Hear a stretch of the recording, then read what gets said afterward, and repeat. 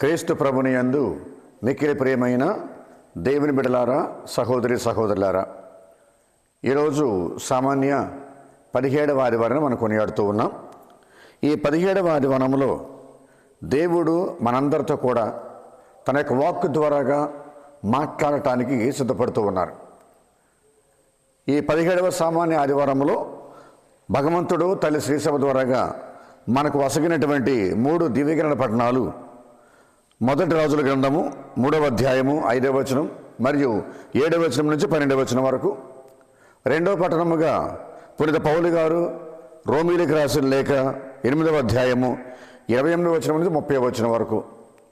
అలాగే ఈరోజు సువిశేష భాగం మత్తయి సువార్త 13వ అధ్యాయము 44వ వచనం నుంచి 52వ వచనం వరకు. ఈ 3 దివ్య పట్టణాలని మనం ధ్యానం చేయడానికి ప్రయాసపడదాం. భగవంతుడు మనకు అమితమైనటువంటి దైవికమైన వాక్యపు జ్ఞానాన్ని దయచేయమని మనసారా ప్రార్థిస్తూ ప్రార్థనాపూర్వకంగా ఈ దివ్య గ్రంథ పట్టణాలని ఈరోజు ఆదివారపు వాక్య ధ్యానాంశాన్ని మనం ప్రారంభించుకుందాం. ప్రియ బిడ్డలారా, సహోదరి సహోదరులారా, పరలోక రాజ్యము మనమందరం కూడా పొందుకోవాలా. ప్రతి వ్యక్తికి కూడా పరలోక రాజ్యం అనేది ఒక లక్ష్యం అవ్వాలి, ఒక డెస్టినేషన్ అవ్వాలి. పరలోక రాజ్యం పొందుకోవటమే మన గురి అవ్వాలి. అలాగే మన జీవిత ధ్యేయం అవ్వాలి. అన్నిటికన్నా అందరికన్నా ఎక్కువగా మన పరలోక రాజ్యం పొందుకోవటానికి కాంక్షించాలి, ఆశపడాలి, కోరిక కలిగి ఉండాలి. కాబట్టి దేవునితో సఖ్యత కలిగి మనం పరలోక రాజ్యాన్ని పొందుకుంటూ దేవుని చూపించిన మార్గం నడుస్తూ ఆ పరలోక రాజ్యాన్ని పొందుకోవటమే జీవిత ధ్యేయంగా, జీవిత లక్ష్యంగా మనం పెట్టుకోవాలి. అన్నిటికన్నా ఎక్కువగా పరలోక రాజ్యం మనం కోరుకుంటూ ఆ పరలోక రాజ్యం వైపే మన చూపును కేంద్రీకరిస్తూ పరలోక రాజ్యంలో మనం పొందుకునేటువంటి మహిమను మనం పొందటానికి ప్రయాసపడాలి. మన అడుగులు సాగాలని ఈరోజు మనం ధ్యానం చేయబోతూ ఉన్నాం. కాబట్టి అన్నిటికన్నా అందరికన్నా విలువైనటువంటిది, ముఖ్యమైనటువంటిది, అతి ప్రధానమైనటువంటిది, దీనికి సాటి కానీ మేటి కానీ లేనటువంటి ఒక అద్భుతమైనటువంటి లక్ష్య సాధన ఏమిటంటే పరలోక రాజ్యం. కాబట్టి ప్రతి వ్యక్తి కూడా పరలోక రాజ్యం పొందుకోవటానికి ప్రయాసపడాలి, పోరాడాలి, తపన పడాలి, ఆశపడాలి, శ్రమించాలి. ప్రియబిడ్డలారా, సహోదరి సహోదరులారా, కాబట్టి ఈరోజు మొదటి పట్టణం మనం ధ్యానం చేద్దాం. మొదటి పట్టణంలో ప్రియబిడ్డలారా, మొదటి రాజుల గ్రంథము 3వ అధ్యాయము 5వ వచనము 7వ వచనం నుంచి 12వ వచనం వరకు మనం ధ్యానం చేద్దాం. ఏమిటంటే ఈరోజు మొదటి పట్టణంలో సొలొమోను మహారాజు ఇశ్రాయేల్ దేశానికి 3వ రాజుగా పట్టాభిషేకం పొందిన తర్వాత సొలొమోను మహారాజు తన తండ్రి దావీదు మహారాజు ఏ విధంగా అయితే యావే ప్రభుకి ఇష్టడిగా జీవించాడో, యావే ప్రభుకి ప్రియమైన కుమారుడిగా జీవించాడు, యావే ప్రభు చూపించిన అడుగుజాడలు నడిచాడు, అలాగే కొడుకైనటువంటి సొలొమోను మహారాజు కూడా దేవుని మార్గం నడవాలని చెప్పని తాపత్రయపడ్డాడు. ఆ పట్టాభిషేకం పొందిన వెంటనే ప్రియ దేవుని బిడ్డలారా, ఆయన ఒక చక్కనటువంటి పుణ్యక్షేత్రానికి వెళ్ళి అక్కడ ప్రార్థన చేసుకోవటం మొదలుపెట్టాడు. అక్కడ ధూపదీప నైవేద్యాలు భగవంతుడికి కానుకగా అర్పణగా చెల్లించి ఆ రాత్రి అక్కడే నిద్రపోయాడు సొలొమోను మహారాజు. భగవంతుడు సొలొమోను మహారాజుకి దర్శనమిచ్చి ఒక చక్కనటువంటి అద్భుతమైనటువంటి వరాన్ని ఇవ్వటానికి సిద్ధపడుతూ ఉన్నాడు. ఒక విధంగా చెప్పాలంటే మన భాషలో God is handing over to king Solomon A blank cheque. ఒక బ్లాంక్ చెక్ ఇస్తున్నాడు సొలొమోను మహారాజుకి. ఏంటా బ్లాంక్ చెక్? నీకు నచ్చింది నువ్వు రాసుకో, నువ్వు అడిగిన ప్రతిది కూడా నేను ఇచ్చేస్తా, నువ్వు ఏది కోరుకుంటే నేను ఇచ్చేస్తా. సొలొమోను, నువ్వు కోరుకో అని చెప్పని a kind of blank cheque, a bumper offer సొలొమోను మహారాజుకి ఇస్తూ ఉన్నాడు. ఏమంటున్నాడు ఇక్కడ మహారాజు సొలొమోను, నేను నీ తండ్రిని ఏ విధంగా అయితే దీవించానో నిన్ను కూడా దీవిస్తా. నీ తండ్రిని ఏ విధంగా కృపతో కరుణతో చూశానో నిన్ను కూడా అదే విధంగా కృపతో కరుణతో చూసుకుంటా. కాబట్టి నీవు నా ప్రియమైనటువంటి సేవకుడు, నా ప్రియమైనటువంటి ఇష్టడైనటువంటి దావీదు మహారాజు యొక్క కుమారుడు కాబట్టి నేను నీకు ఇటువంటి అద్భుతమైనటువంటి వరం ఇవ్వబోతున్నాను. ఏం కావాలో కోరుకో. శత్రువుల వినాశనం కావాలా? కోరుకో. సిరి సంపదలు కావాలా? కోరుకో. దీర్ఘాయుష్షు కావాలా? కోరుకో. నువ్వు ఏది కోరుకోవడం ఇచ్చేస్తానని చెప్పని యావే ప్రభు సొలొమోను మహారాజుకి ఇచ్చినటువంటి గొప్ప అద్భుతమైన అవకాశం ఇది. కానీ ఇక్కడ సొలొమోను మహారాజు వీటిని కూడా కోరుకోకుండా ఒక వరం కోరుకున్నాడు. అది ఒక అద్భుతమైన వరం. అది ఏమిట వరం? అది ప్రభు, నేను చిన్నవాడినటువంటి నన్ను అసంఖ్యాకమైనటువంటి ఈ అద్భుతమైన ఇశ్రాయేలు సామ్రాజ్యానికి నన్ను రాజుగా పట్టాభిషేకం గావించాం. ఇది నీవు నాకు ఇచ్చిన కృప, నీవు నాకు ఇచ్చిన కరుడిది, నీ ప్రేమకు ప్రతిరూపం. కాబట్టి నీ ప్రజలను నేను యుక్తిగా వివేకంగా నేను పరిపాలించాలంటే నాకు జ్ఞానం కావాలా, వివేకము కావాలా. నీ ప్రజలను న్యాయబుద్ధితో పరిపాలించాలి, నీతిగా పరిపాలించాలి, ధర్మంగా పరిపాలించాలి. కాబట్టి నాకు జ్ఞానాన్ని ఇవ్వు, నాకు వివేకాన్ని ఇవ్వు ప్రభు అని చెప్పని కోరుకున్నాడు ప్రియ సహోదరి సహోదరులారా. కాబట్టి ఇక్కడ సొలొమోను మహారాజు కోరుకున్నటువంటి వరము వివేకము, జ్ఞానం. కాబట్టి ఈ జ్ఞానం అనేది భగవంతుడి నుంచే వస్తుంది. జ్ఞానమే భగవంతుడు, భగవంతుడే జ్ఞానం. The wisdom hails from God himself. ప్రత్యక్షంగా పరోక్షంగా చెప్పాలంటే కనుక సొలొమోను మహారాజు భగవంతుడే కోరుకున్నాడు. నాకు ఇవేమొద్దు ప్రభా, ఈ లోక సంపదలు వద్దు, ఈ లోకంలో దీర్ఘాయుష్ నాకు అవసరం లేదు, శత్రు వినాశనం నాకు అక్కర్లేదు, నాకు నీవు ఉంటే సరిపోద్ది. నీ తరపున నేను పరిపాలిస్తా, నీకు ప్రతినిధిగా నేను పరిపాలిస్తా. నన్ను నీ చేతిలో కర్రలాగా వాడుకొని నీవే పరిపాలించి ప్రజలను, నీవే రాజుగా ఉండి రాజ్యానికి, నీవే కాపరిగా ఉండి రాజ్యానికి అని సొలొమోను మహారాజు దేవుడిని కోరుకున్నాడు. జ్ఞానాన్ని కోరుకోవడానికి అర్థం ఏంటంటే భగవంతుడే కోరుకోవాలని చెప్పని మనం గ్రహించాలి. చదవండి ఒకసారి సామెతల గ్రంథము 1వ అధ్యాయం 7వ వచనం. దేవుని పట్ల భయభక్తులు కలిగి ఉండటయే విజ్ఞానమునకు మొదలుపెట్టు. కాబట్టి దేవుని పట్ల భయభక్తులు కలిగి జీవిస్తే అది విజ్ఞానానికి మొదలుపెట్టు.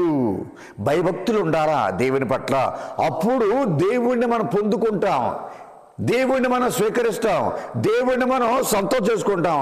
కాబట్టి దేవుని పట్ల భయభక్తులుగా జీవిస్తే అది జ్ఞానానికి మొదలుపెట్టు. అలాగే సామెతల గ్రంథమే 2వ అధ్యాయము 6వ వచనం కూడా చదవండి. ప్రభువు వివేకమునిచ్చును, తెలివియు జ్ఞానమును ఆయన నోటి నుంచే వచ్చును. కాబట్టి ఈ తెలివి, ఈ జ్ఞానం, వివేకము అన్నీ కూడా ప్రభు నుంచే వస్తాయి, దేవుడి నుంచి పుడుతూ ఉన్నాయి, దేవుడి నుంచి ప్రొసీడ్ అవుతూ ఉన్నాయి ఇవన్నీ కూడా. కాబట్టి సొలొమోను మహారాజు జ్ఞానాన్ని, తెలివిని, వివేకాన్ని కోరుకున్నాడంటే స్వయంగా భగవంతుడే కోరుకున్నాడు. భగవంతుడా, నీవు నాతో ఉండు,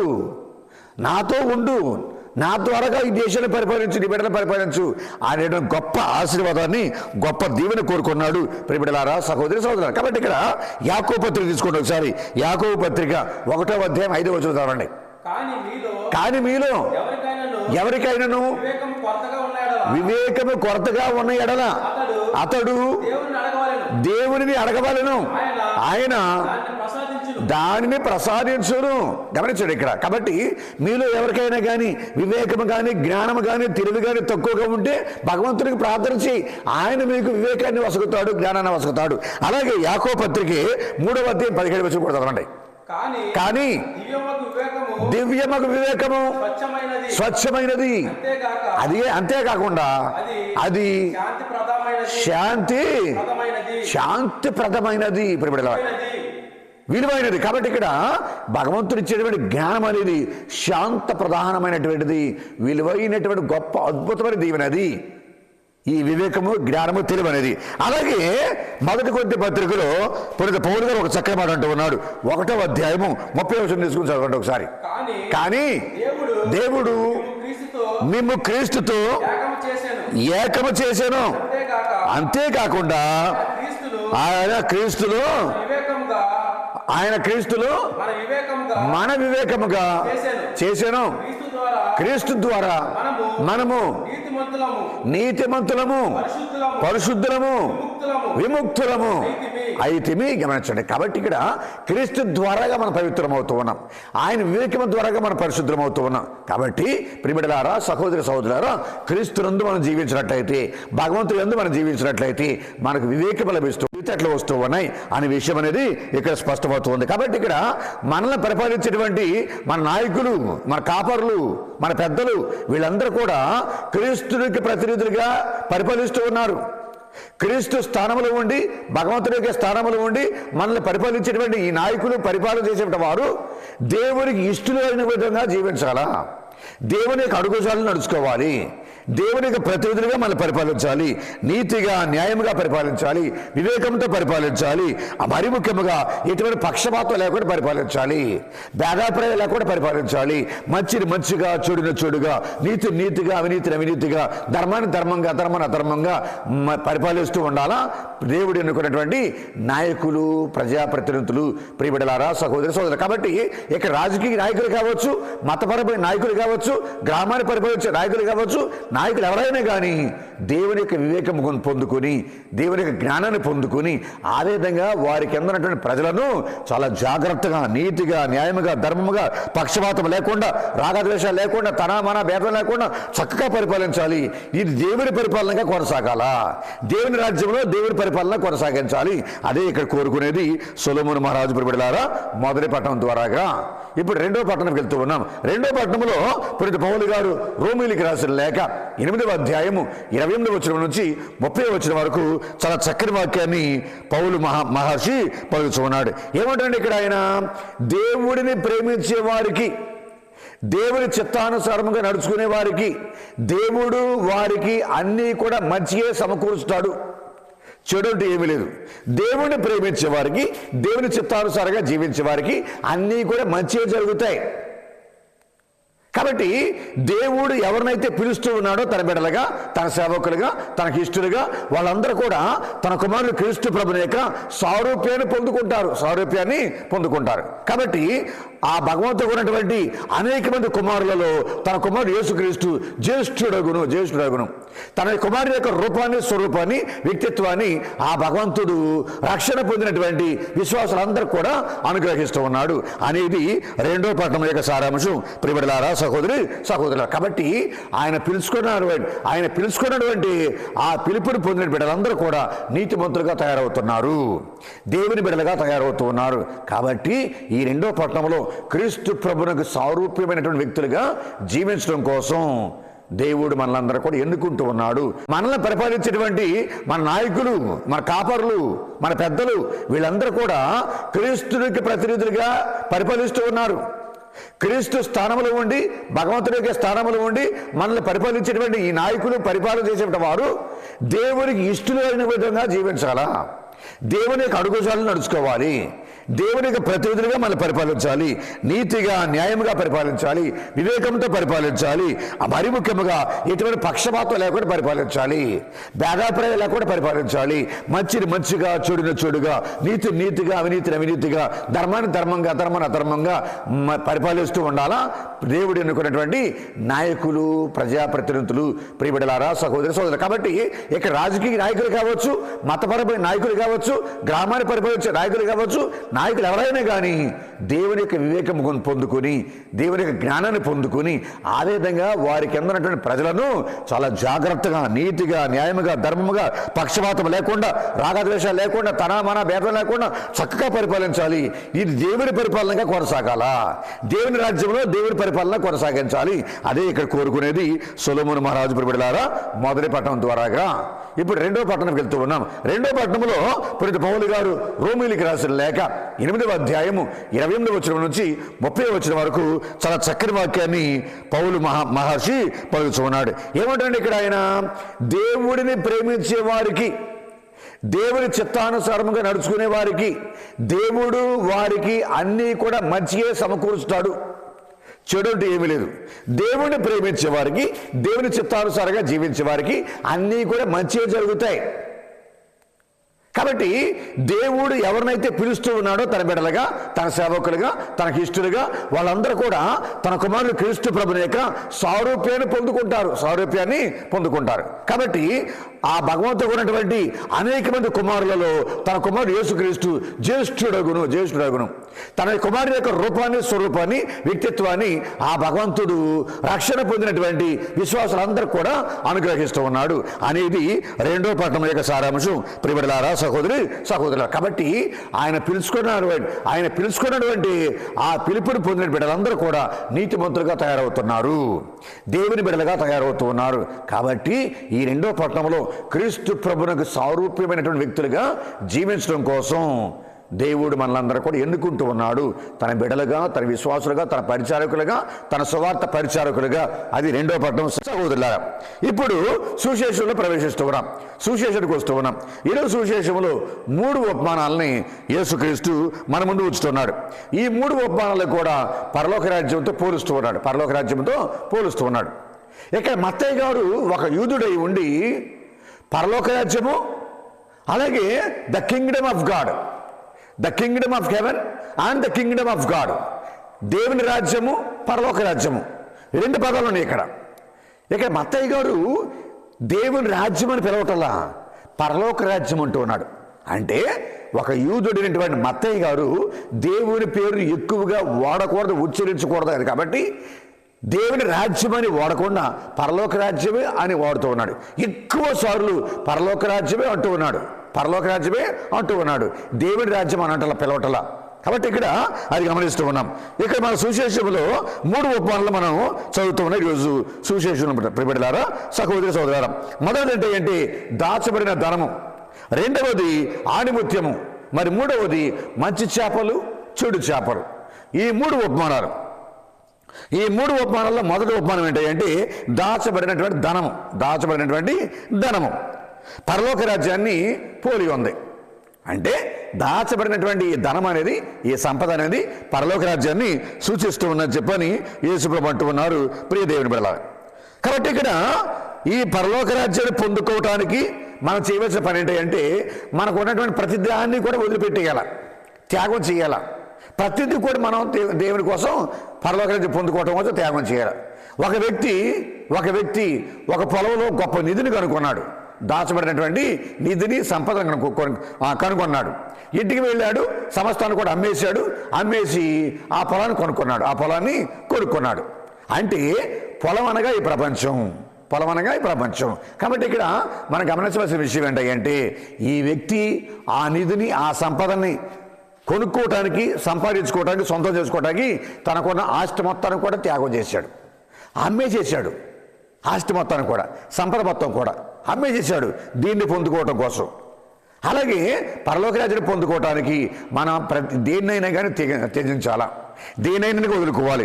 మన సుఖాలు కానీ, మన సంతోషాలు కానీ, మన ధనము కానీ, మన ఆస్తి కానీ, మన బంగారం కానీ, మన అంతస్తులు కానీ అన్నీ కూడా త్యాగం చేసి పరలోక రాజ్యమే ముఖ్యం అనే విధంగా మనం జీవించాలి. ఇవన్నీ కూడా క్షణికమైనటువంటివి. ఈ లోక వ్యామోహాలు, ఈ లోక ఆశలు, కోరికలు ఇవన్నీ కూడా మనం త్యాగం చేయాలి అనేటువంటిది మనం ఈ ఉపమానం ద్వారాగా నేర్చుకుంటూ ఉన్న ప్రియబిడ్డలారా, సహోదరి సహోదరులారా. కాబట్టి ఇక్కడ దాచబడిన ధనము, ద హిడెన్ ట్రెషర్, దాచబడిన ధనం అంటే హిడెన్ ట్రెషర్. ఇటీవరకు రోజుల్లో పూర్వం ఏంటంటే దొంగలు ఎక్కువ పడేవాళ్ళు కాబట్టి ఎక్కువగా రాజ్యం యుద్ధాలు జరుగుతూ ఉంటాయి కాబట్టి శత్రువుల మూక ఎక్కువగా గ్రామాల మీద పడి, రాజ్యాల మీద పడి ఇళ్లను గ్రామాలను దోసుకుంటారు. కాబట్టి ఆనాటి ప్రజలు ఏం చేసేవాళ్ళు అంటే వాళ్ళకున్న సంపాదన మొత్తం కూడా, వాళ్ళకున్నటువంటి ఆస్తి మొత్తం కూడా, ధనం కావచ్చు, డబ్బు కావచ్చు, బంగారం కావచ్చు, అవన్నీ కూడా ఏం చేసేవాళ్ళు అంటే పొలాల్లో గోతులు తీసి ఆ గోతుల్లో దాచిపెట్టేసేవాళ్ళు. రాను తర్వాత జరిగిన విషయం ఏంటంటే కొంతమంది ఏం చేసేవాళ్ళు అంటే వాళ్ళకున్నటువంటి సంపాదన, వాళ్ళకున్నటువంటి ఆస్తి ఎక్కడో దూర ప్రాంతం ఉన్నటువంటి వాళ్ళ మిత్రుల దగ్గర, నమ్మకమైనటువంటి మిత్రుల దగ్గర డబ్బులు దాచుకునేవాళ్ళు, సంపాదన దాచుకునేవాళ్ళు. ఉదాహరణకి తోమీతు. తర్వాత రాను ఏం జరిగిందంటే ఈ డబ్బున్నటువంటి వ్యక్తులందరూ కూడా దేవాలయాల్లో భద్రపరుచుకునేవాళ్ళు, దేవాలయాల్లో దాచుకునేవాళ్ళు డబ్బుల్ని. అలాగే రాను తర్వాత ఈ రోజుల్లో డబ్బునంతా కూడా, సంపాదన అంతా కూడా, బంగారం అంతా కూడా బ్యాంకులో దాచుకోవడం మొదలుపెట్టారు. కాబట్టి యేసుప్రభు కాలంలో అంతకుముందు సంపద, డబ్బు, ధనమంతా కూడా పొలాల్లో గొయ్యి తీసి గోతులో పాతి పెట్టేసేవాళ్ళు. కాబట్టి పరలోక రాజ్యం అనేది దాచబడినటువంటి ధనం లాంటిది, సంపద లాంటిది అని చెప్పని యేసుప్రభు అంటూ ఉన్నారు. కాబట్టి ఆ వ్యక్తి, ఆ రైతు ఏం చేశాడంటే ఆ సంపద కనుక్కొని ఇంటికి వెళ్ళి తనకున్నదంతా కూడా అమ్మేసి ఆ పొలాన్ని కొనుక్కొని ఆ దాచబడినటువంటి సంపదని సొంతం చేసుకున్నాడు. కాబట్టి మనం కూడా ఈ లోకంలో దొరికేటువంటి ప్రతిదాన్ని కూడా వెచ్చించి, అమ్మేసి, తృణీకరించి పరలోక రాజ్యం కోసం త్యాగం చేసి ఆ పరలోక రాజ్యం సంపాదించుకోవాలని చెప్పని యేసుప్రభు మనకి పిలుపునిస్తూ ఉన్నాడు. మరి రెండవ ఉపమానం ఏంటంటే ఆణిముత్యం. రెండవ ఉపమానం ఆణిముత్యం. అసాధారణమైనటువంటి ఒక ఆణిముత్యాన్ని ముత్యాల వ్యాపారి కనుగొని, వర్తకుడు కనుగొని, దాని యొక్క విలువ, దాని యొక్క ఖరీదు, దాని యొక్క గొప్పతనం అనేది అతనికి తెలుసు కాబట్టి తనకున్న సమస్తాన్ని కూడా విక్రయించి, తనకున్న సమస్త ఆస్తిపాస్తులన్నీ కూడా అమ్మేసి ఆ ఆణిముత్యాన్ని సొంతం చేసుకున్నాడు, కొనుక్కున్నాడు. మంచి చేపలు, చెడు చేపలు. అలాగే మూడవ ఉపమానం మంచి చేపలు, చెడు చేపలు. అంటే పరలోక రాజ్యం అనేది అన్ని రకములైనటువంటి చేపలతో నిండినటువంటి ఒక వలను పోలి ఉంది. ఒక వలను పోలి ఉంది. ఇక్కడ వల అంటే ప్రపంచం. ఇక్కడ వల అంటే ప్రపంచం. మంచి చేపలు, చెడు చేపలు అంటే మంచివారు, చెడ్డవారు. ఈ ప్రపంచంలో విశ్వ కథోలిక శ్రీ సభలో మంచివాళ్ళు ఉన్నారు, చెడ్డవాళ్ళు ఉన్నారు. విశ్వాసులు ఉన్నారు, అవిశ్వాసులు ఉన్నారు. మంచి క్రైస్తవులు ఉన్నారు, అబద్ధ క్రైస్తవులు కూడా ఉన్నారు. మంచి చేసేవాళ్ళు ఉన్నారు, చెడు చేసేవాళ్ళు ఉన్నారు. కాబట్టి వీళ్ళందరూ కూడా ఈ ప్రపంచంలో జీవిస్తున్నారు, ఈ ప్రపంచమైన వల్ల జీవిస్తున్నారు. కాబట్టి రెండవ రకాల సమయంలో యేసుక్రీస్తు చేసే పని ఏంటంటే దేవదూతలు పంపించి మంచివారిని అందరినీ కూడా పరలోకానికి పంపిస్తూ ఉంటాడు, చెడ్డవారిని అందరూ కూడా నిత్య నరకాగ్నిలోనికి పంపిస్తూ ఉంటాడు. అక్కడ అగ్ని ఆరదు, పురుగు చావదని చెప్పని మన బైబిల్ చదువుకున్నాం. కాబట్టి ఇక్కడ మంచి చేపలు, చెడు చేపలు అనే ఉపమానాన్ని యేసుప్రభు మన ముందు ఉంచుతూ మనమందరం కూడా మంచి చేపల వలె ఉండాలని యేసుప్రభు యొక్క కోరిక. ఏ విధంగా గొర్రెలను మేకలను వేరు చేసినట్లుగా యేసుప్రభు మంచివారిని, చెడ్డవారిని వేరు చేస్తూ ఉంటాడు. అలాగే గోధుమ గింజలను, కలుపు గింజలు వేరు చేసినట్లుగా ఈ ప్రజలందరూ కూడా ఆ రోజు అంత్య దినమున మంచివారిని, చెడ్డవారి నుంచి వేరు చేస్తూ ఉంటాడు అనేది ఇక్కడ సారాంశం. ఈ మూడు ఉపమానాల ద్వారాగా మనం గ్రహించేది. ఇప్పుడు చెప్పినటువంటి వివరణ, ఈ రిఫ్లెక్షన్స్ అన్నీ కూడా మనం ఇప్పుడు నుంచో వింటూ ఉన్నాం. ఈ విధమైనటువంటి రిఫ్లెక్షన్స్ మనం ఇప్పుడు నుంచి వింటూ ఉన్నాం. ఇది మనకు కొత్త ఏమీ కాదు. చాలామంది మనకు చెప్పినటువంటి ప్రసంగాలే, వివరణే ఇవన్నీ కూడా, రిఫ్లెక్షన్స్ ఇవన్నీ కూడా. కానీ ఇంకొక వైవిధ్యభరితమైనటువంటి వివరణని, రిఫ్లెక్షన్ని నేను మీకు ఇవ్వాలని చెప్పి ఆశపడుతూ ఉన్నాను. ఇంకొక వైవిధ్యభరితమైనటువంటి new reflection I'm going to give you. ఇక్కడ ఈ మూడు ఉపమానాలు ప్రియబిడ్డలారా, సహోదరి సహోదరులారా, దాచబడిన ధనం మొదటిది, రెండవది ఆణిముత్యం, అలాగే మూడవది మంచి చేపలు, చెడు చేపలు. ఈ మూడు ఉపమానాలు కూడా మూడు గ్రూపులకు సంబంధించిన ప్రజలను సూచిస్తూ ఉన్నాయి. ఈ మూడు ఉపమానాలు referring to 3 kinds of people, 3 రకాల ప్రజలను సూచిస్తూ ఉన్నాయి. మొదటి గ్రూపు ఏంటది? దాచబడినటువంటి ధనం. హిడెన్ ట్రెజర్ అనేది ఇశ్రాయేలు ప్రజలను సూచిస్తూ ఉంది. It refers to the nation of Israel. కాబట్టి ఈ ఇశ్రాయేలు ప్రజలను దాచబడినటువంటి ధనముగా సూచిస్తూ ఉంది ప్రియబిడ్డలారా, సహోదరి సహోదరులారా.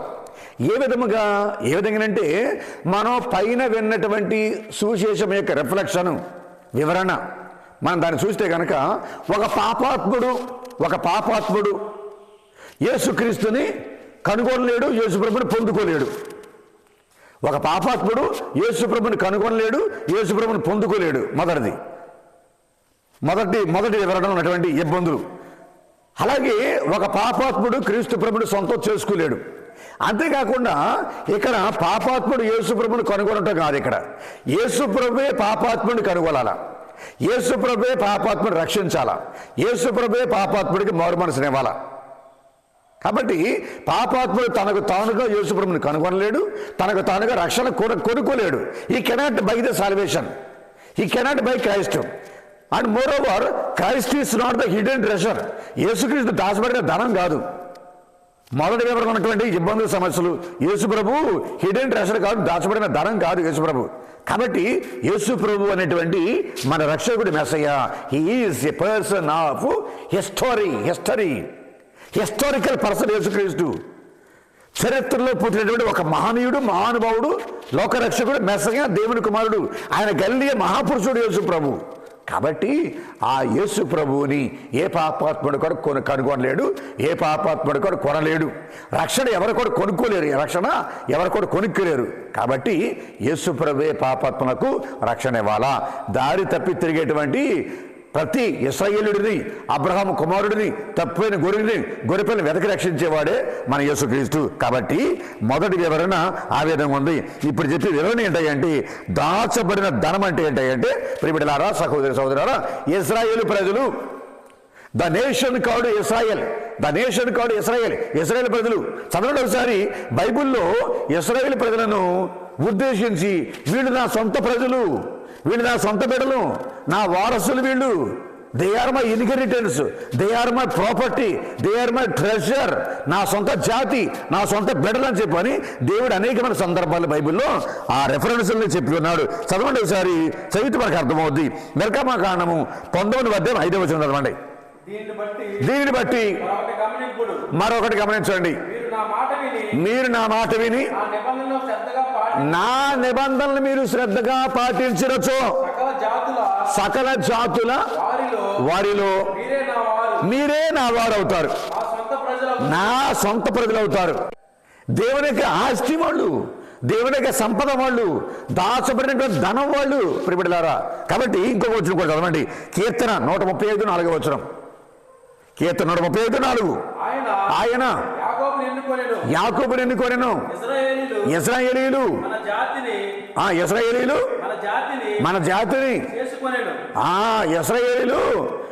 తన జాతిగా చేసుకోండి. యావే ప్రభు ఇశ్రాయేలు ప్రజలను, యాకోబు సంతానాన్ని, అబ్రహాము సంతానాన్ని. ఇంకో వచనం కూడా చదువుకున్నాం. కీర్తన 16:5 చదవండి. కీర్తన 16:5. దేవుడు ఇశ్రాయేలు ప్రజలను తన సొంత బిడ్డలుగా ప్రభువే ఇశ్రాయేలు ప్రజలు యావే ప్రభునికి వారసత్వం వాళ్ళు, వారసులు వాళ్ళు. నాకు పానపాత్రము మంచి భూములోను నాకు భాగం లభించినది, నాకు లభించిన వారసత్వ భూమి కడు శ్రేష్టమైనది. కాబట్టి యావే ప్రభుని యొక్క ఆస్తి, శ్రేష్టమైన ఆస్తి ఇశ్రాయేలు ప్రజలు, ద నేషన్ కాల్డ్ ఇశ్రాయేల్. వాళ్ళే మొదట ప్రిఫరెన్స్ వాళ్ళదే. అబ్రహాము, ఇసాకు, యాకోబుల సంతానం. కాబట్టి వాళ్ళే దాచబడిన ధనం, ద హిడెన్ ట్రెజర్ వాళ్ళు భగవంతుడికి, ద హిడెన్ ట్రెజర్ వాళ్ళు భగవంతుడికి. కాబట్టి ప్రియ బిడ్డలారా, దేవునికి ఇష్టమైనటువంటి జాతి, దేవునికి ఇష్టమైన జాతి, దేవునికి ప్రియమైన జాతి ఎవరంటే ఇశ్రాయేలు ప్రజలు. కాబట్టి ఆ ఇశ్రాయేలు ప్రజలు వారి ద్వారాగా దేవునికి మహిమ కలగాల, ఇశ్రాయేలు ప్రజల ద్వారాగా యావే ప్రభునికి మహిమ కలగాల, యేసు ప్రభునికి మహిమ కలగాలి. కానీ ఆ ప్రక్రియలో వాళ్ళు విఫలమైపోయారు. దేవునికి మహిమను చేకూర్చడంలో ఇశ్రాయేలు ప్రజలు విఫలమయ్యారు. ఆ విఫలమైనటువంటి కారణంగా వాళ్ళు తీర్పునకు లోనయ్యారు, వాళ్ళు శ్రమలకు లోనయ్యారు, వాళ్ళు బాధలకు లోనయ్యారు, వారు ఇబ్బందులకు లోనయ్యారు.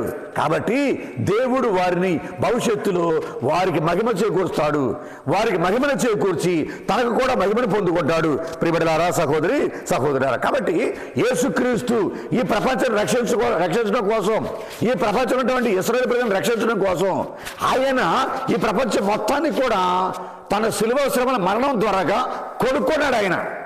ఆయన సమస్తాన్ని కూడా అమ్మేశాడు, విక్రయించాడు ఈ ప్రపంచాన్ని సొంతం చేసుకోవడానికి, అందులో ఇశ్రాయేలు ప్రజలను సొంతం చేసుకోవడానికి తనను తాను, తనకున్న యావదాస్తిని కూడా ఆయన విక్రయించి ఆయన రక్తముతో అందరినీ కూడా కొనుక్కున్నాడు. ఈ ప్రపంచం మొత్తాన్ని కూడా ఇశ్రాయేల్ జాతి కోసమే కాదు, సమస్త ప్రపంచం కోసం కూడా యేసుక్రీస్తు తన ప్రాణాన్ని పణంగా పెట్టాడు, త్యాగం చేశాడు, తన సమస్తాన్ని కూడా అమ్మాడు, ఆయన కొనుక్కున్నాడు తన రక్తంతో అనేది ఇక్కడ వాక్యం ప్రియబిడ్డలారా, సహోదరి సహోదరు. కాబట్టి ఇక్కడ దాచబడినటువంటి ధనం ఎవరంటే ఇశ్రాయేలు ప్రజలు, ఇశ్రాయేలు ప్రజలు. ఇక్కడ ఉపమానంలో ఆ రైతు భూమిలో పాతిపెట్టినటువంటి ఆ సంపద చూశాడు, నిధిని చూశాడు. ఆ నిధిని మాత్రం కొనుక్కోలా, పొలం మొత్తం కూడా కొన్నాడు. అలాగే యేసు ప్రభు కూడా నిధిని మాత్రమే కాదు, పొలం అంటే ప్రపంచం, నిధి అంటే ఇశ్రాయేలు ప్రజలు. కాబట్టి ప్రపంచం మొత్తాన్ని కూడా కొనేసుకున్నాడు. So that he can own the hidden treasure called Israelites. ఇశ్రాయేలు ప్రజలను తన సొంత హిడెన్ ట్రెజర్గా కొనుక్కోవడానికి యేసు ప్రభు సమస్తాన్ని కూడా అమ్మేశాడు, కొనుక్కున్నాడు. ప్రియబిడ్డలారా, సహోదరి సహోదరులారా, కాబట్టి ఇక్కడ దేవునికి మహిమ చేకూర్చాలంటే ఇశ్రాయేలు ప్రజల ముందు 3 ప్రాసెస్లు ఉన్నాయి. దేవునికి మహిమ, వారికి మహిమ. ఆ హిడెన్ ట్రెషర్ అనేది బయటికి రావాలంటే కనుక, మహిమ కలగాలంటే కనుక, ఘనత కలగాలంటే కనుక ఇశ్రాయేలు ప్రజల ముందు 3 ప్రాసెస్లు ఉన్నాయి, 3 లక్ష్యాలు ఉన్నాయి. ఆ 3 లక్ష్యాల్లో మొదటి లక్ష్యం అనేది, మొదటి ప్రాసెస్ అనేది వాళ్ళు ఆల్రెడీ సాధించేశారు. వాళ్ళు ఏంటది మొదటి లక్ష్యం? అది రాజకీయ పరమైనటువంటి లక్ష్యం. అది ఇశ్రాయేలు ప్రజలు సాధించినటువంటి రాజకీయ పరమైన లక్ష్యం. అది ఏంటంటే అది ఎప్పుడు సాధించారంటే మే 14వ తారీఖు 1948 సంవత్సరంలో ఆ పొలిటికల్ గవర్నెన్స్ అనేది వాళ్ళు ఆల్రెడీ పొందారు. అంటే అర్థం ఏంటి?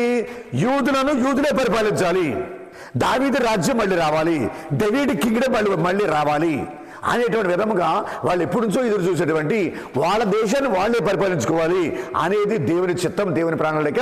అది దావీదు రాజ్యం అని అది ఆల్రెడీ సాధించేశారు. ఎప్పుడది? మే 14వ తారీఖు 1948 సంవత్సరంలో ఇశ్రాయేలు ప్రజలందరూ కూడా తమ దేశాన్ని స్వతంత్రపరుచుకున్నారు. ఈ రోజుకి ఆ ఇశ్రాయేలు దేశాన్ని, ఇశ్రాయేలు జాతిని ఒక సొంత రాజ్యముగా, ఒక సొంత దేశముగా ప్రపంచం అంగీకరిస్తూ ఉంది. అది మొదటి స్టెప్. రాజకీయ పరంగా వాళ్ళు విజయం సాధించారు, ఫలవంతమయ్యారు. ఇంకా 2 అడుగులు ఉన్నాయి. ఆ 2 అడుగుల్లో రెండవ అడుగుకి వాళ్ళు ఆల్రెడీ ప్రణాళిక తయారు చేసుకుంటున్నారు.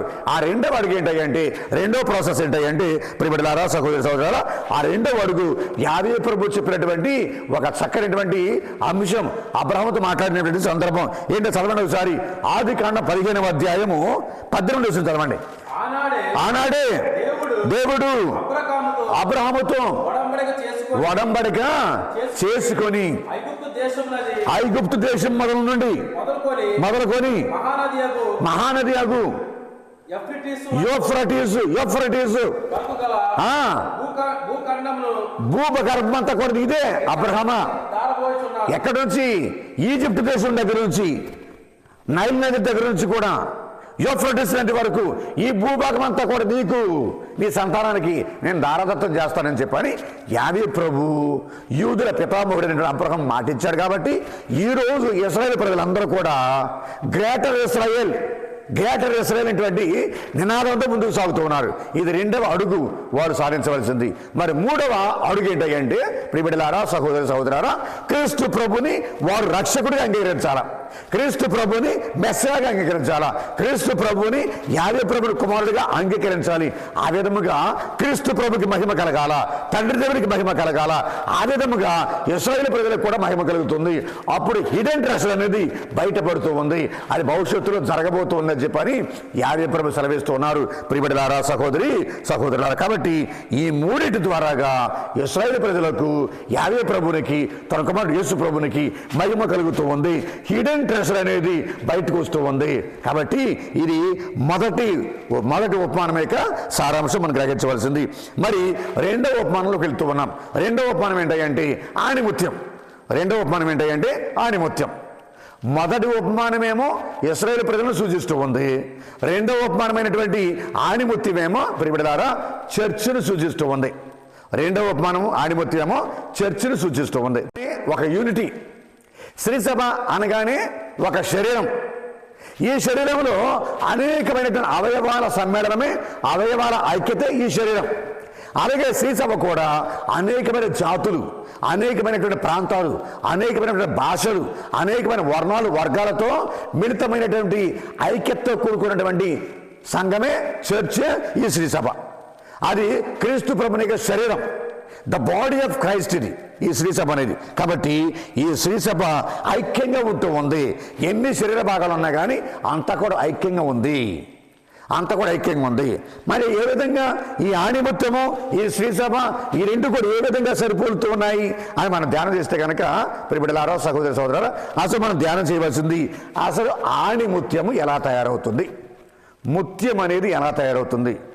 How does the pearl be formed, how does the pearl be formed, ఎలాగా అది ఏర్పడుతుంది అనే విషయాన్ని మనం కొంచెంసేపు ధ్యానం చేద్దాం. ఈ ముత్యం ఎలా తయారవుతుందంటే ముత్యపు చెప్ప ఇది ఒక నత్త జాతికి చెందినటువంటి సముద్ర జీవి. ముత్యపు చెప్ప. ఈ ముత్యపు చెప్పలోనికి కొన్ని సందర్భాల్లో ఇసుక రేణువులు వెళ్తుంటాయి, లేదా పరాన్న జీవులు వెళ్తూ ఉంటాయి. పారాసైట్స్ అనమాట, పరాన్న జీవులు అందులోకి వెళ్తూ ఉంటాయి.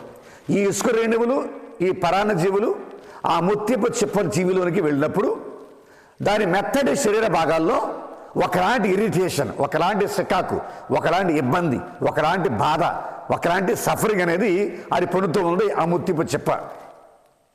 అది ఆ బాధను తట్టుకోలేక ఈ ముత్యపు చిప్ప ఏం చేస్తుందంటే కాల్షియం కార్బోనేట్ అనేటువంటి పదార్థాన్ని మరియు ప్రోటీన్తో కూడుకున్నటువంటి మెరిసే ఒకలాంటి ద్రవాన్ని, తెల్లటి ద్రవాన్ని అది విడుదల చేసి దాని మెత్తడి శరీరంలో ఎక్కడైతే ఇరిటేషన్గా ఉందో, ఎక్కడైతే బాధ కలిగిస్తుందో, ఎక్కడైతే ఇబ్బందికరంగా ఉందో, దానికి ప్రమాదకరంగా ఎక్కడైతే ఉందో తన ప్రాణానికి రక్షణగా ఇదేం చేస్తుందంటే ఈ 2 పదార్థాలని విడుదల చేస్తుంది. ఇది విడుదల చేసి అక్కడ ఇసుక పరాన్నజీవులు ఉన్నటువంటి ఆ ప్రదేశంలోనే ఈ ముత్యపు చిప్ప ఈ కాల్చి మెరిసే ద్రవాన్ని చక్కగా గుండ్రంగా అక్కడ పొరలుగా ఒకలాంటి గోళీల్లాగా దాన్ని పదే లేయర్స్తో ఏర్పాటు చేసుకోవడం అక్కడ అందరూ. అది రోజులో అనేక సందర్భాల్లో ఆ విధంగా ఉత్పత్తి చేస్తుంది, నెల ఉత్పత్తి చేస్తుంది.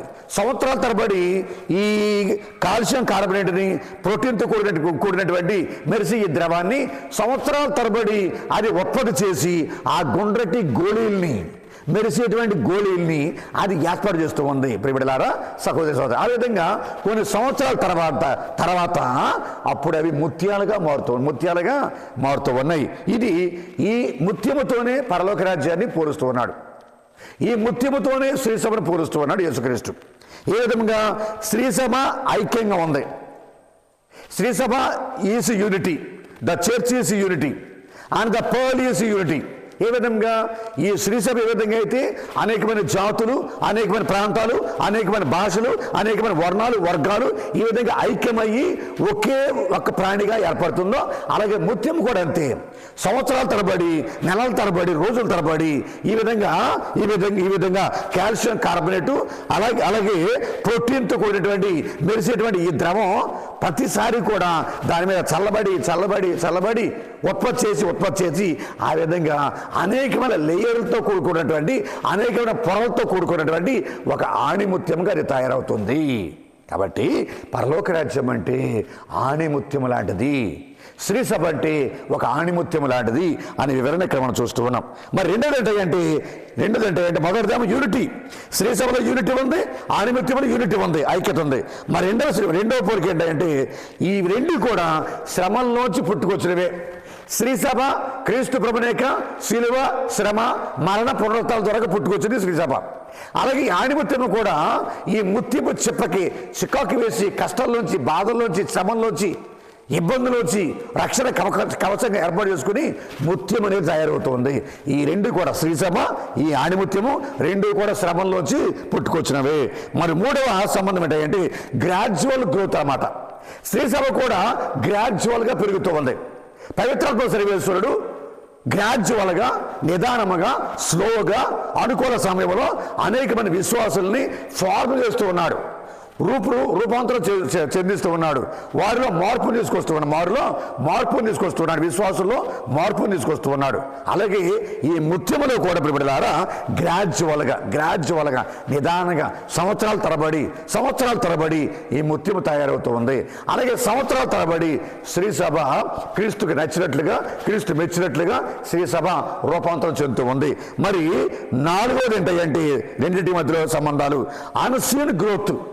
శ్రీసభ పెరిగేది, శ్రీసభ రూపాంతరం చెందేది, విశ్వాసుల హృదయాలు రూపాంతరం చెందేది బయటికి ఎవరు చూడలేరు, బయట కనిపించడానికి. అలాగే ముత్యము కూడా ముత్యములాగా రూపాంతరం చెందడానికి అది ఎవరికి కనిపించడానికి అంతర్భాగంగా జరిగేటువంటిది.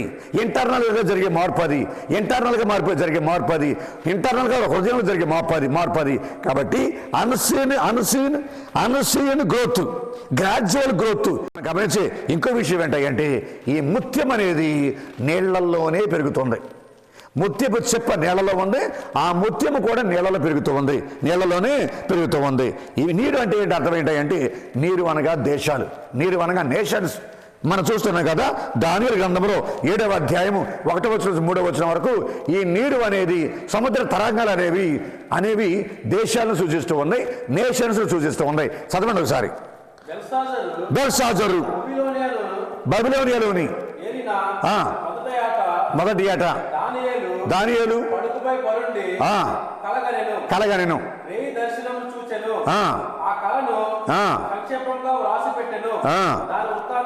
దాని వృత్తాంతం ఇది. ఆ రేయి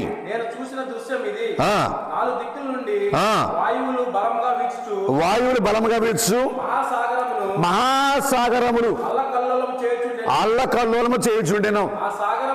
ఆ సాగరముల నుండి వేరు వేరు ఆకారములు గల గొప్ప మృగములు 4 వెలుపలకు వచ్చాయి. గమనించండి, సాగరములంటే సముద్రములంటే దేశాలు, రాజ్యాలు, నేషన్స్. కాబట్టి అనేకమైనటువంటి దేశాల్లో, అనేకమైన రాజ్యాల్లో మన తల్లి శ్రీసభ పెరుగుతూ ఉంది. నిశ్శబ్దంగా, నెమ్మదిగా, స్లోగా, ఎవరికి కనిపించకుండా గ్రాడ్యువల్గా శ్రీసభ వ్యాపిస్తూ ఉంది, హృదయాల్లో పెరుగుతూ ఉంది.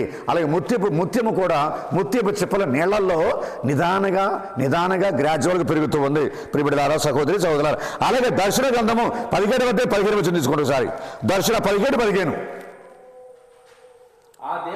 ఆ దేవదూత ఇంకను నాతో ఇట్లు చెప్పాను,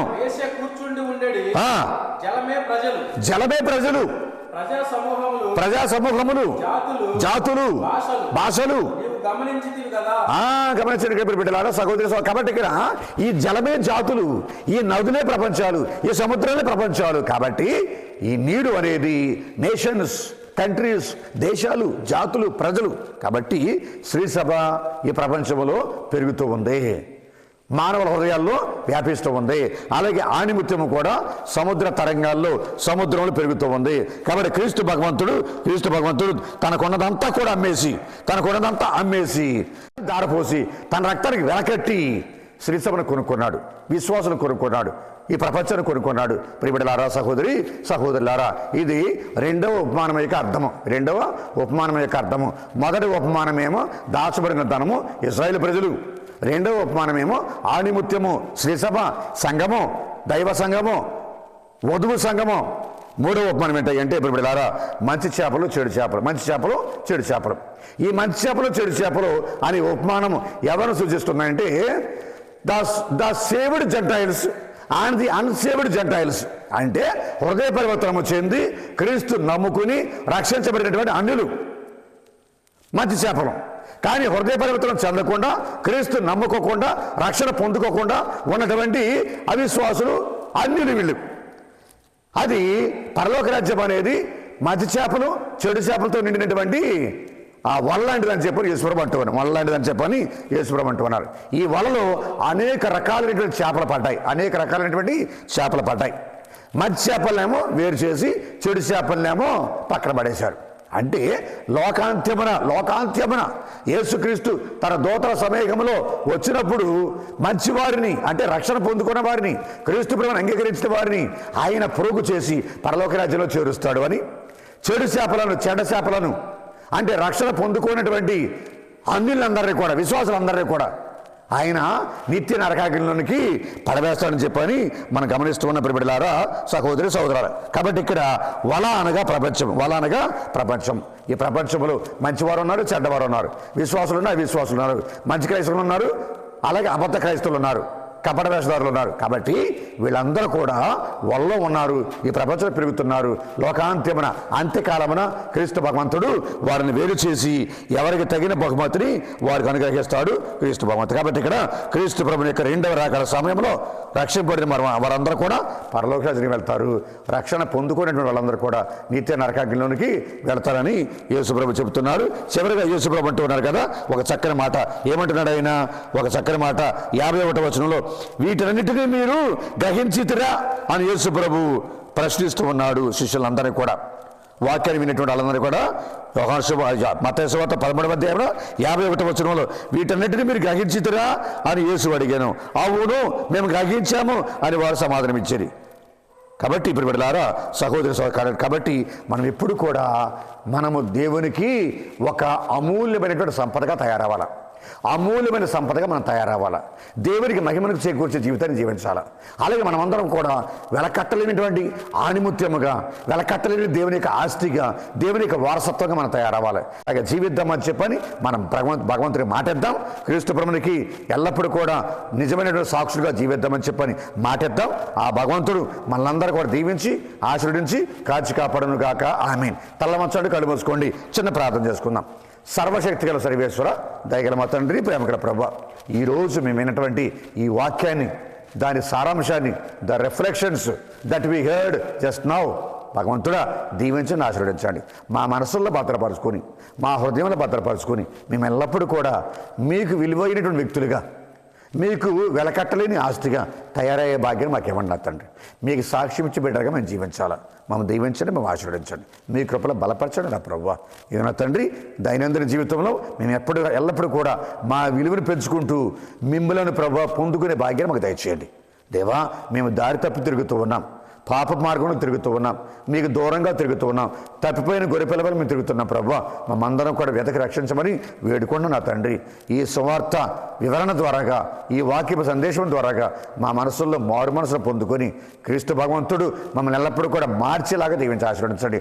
క్రైస్తు should form us, Christ should form the church. క్రీస్తు ప్రభుకి నచ్చినట్లుగా, క్రీస్తు ప్రభుకి ఇష్టమైనట్లుగా శ్రీసభను రూపొందించాలి. శ్రీసభను రూపాంతరం చెందేలాగా చేయాలి ప్రభు. దీవించండి, ఆశీర్వదించండి. ఎల్లప్పుడూ కూడా మమ్మల్ని దీవించమని ఈ వాక్యపు సందేశం ద్వారాగా ఎంతమంది అయితే మారు మనసు పొందాలని చెప్పి ఆశపడుతున్నారో వారి హృదయాలకి మార్పును దయచేయండి, రూపాంతరం దయచేయండి, మారు మనసు దయచేయండి, ట్రాన్స్ఫర్మేషన్ ఇవ్వండి ప్రభు. దీవించి ఆశీర్వదించండి. ఈ యూట్యూబ్ ఛానల్ ద్వారాగా, ఎస్ఎంజే క్రియేషన్స్ యూట్యూబ్ ఛానల్ ద్వారాగా ఎంతోమంది మేలు పొందుకునేలాగా దీవించి ఆశీర్వదించండి. మా కోసం ప్రార్థన చేయండి, మా కుటుంబ అవసరాల కోసం ప్రార్థన చేయండి, మా బిడ్డల చదువుల కోసం ప్రార్థన చేయండి, మా బిడ్డలకి ఉద్యోగాల కోసం ప్రార్థన చేయండి, వ్యవసాయాల కోసం, పాడి పంటల కోసం ప్రార్థన చేయండి, సంతాన మరణం కోసం ప్రార్థన చేయండి, అప్పుల సమస్యల నుంచి బయటికి వచ్చేలాగా ప్రార్థన చేయండి, సైతాన్ బందీఖాన నుంచి విడుదల పొందేలాగా ప్రార్థన చేయండి అని ఎంతోమంది ప్రభు వారి ప్రార్థన సహాయాన్ని అడుగుతున్నారు. తండ్రి దీవించి ఆశీర్వదించండి. అందరికీ దీవెన దయచేసి, అందరికీ మీ కృపాశీర్వాదం దయచేసి నిండుగా మెండుగా వారిని ఫలింపచేయమని పెట్టుకుంటూ ఉన్నాం. దేవ, మీ కుమారుడు రెవరెండ్ ఫాదర్ కాట్ యోహాను స్వామిని తండ్రి దీవించి ఆశీర్వదించండి. దేవ, ఎస్ఎంజే క్రియేషన్స్ యూట్యూబ్ ఛానల్ని దేవ నడిపించేటువంటి కార్య బృందాన్ని, దేవ సేవ చేసే ప్రతి ఒక్కరిని కూడా, ఈ ఛానల్ అభివృద్ధి కోసం తోడ్పడే ప్రతి ఒక్కరిని కూడా దీవించి ఆశీర్వదించి కాచి కాపాడమని మేమందరం కూడా మీ శ్రీ సభలో ఒక మంచి క్రైస్తవులుగా, ఒక మంచి కథోలికులుగా, ఒక మంచి బిడ్డలుగా జీవించే భాగ్యం దయచేయమని మా ప్రభువుని యేసుక్రీస్తు ద్వారా ఈ మనవి చేస్తున్నాము తండ్రి. ఆమేన్.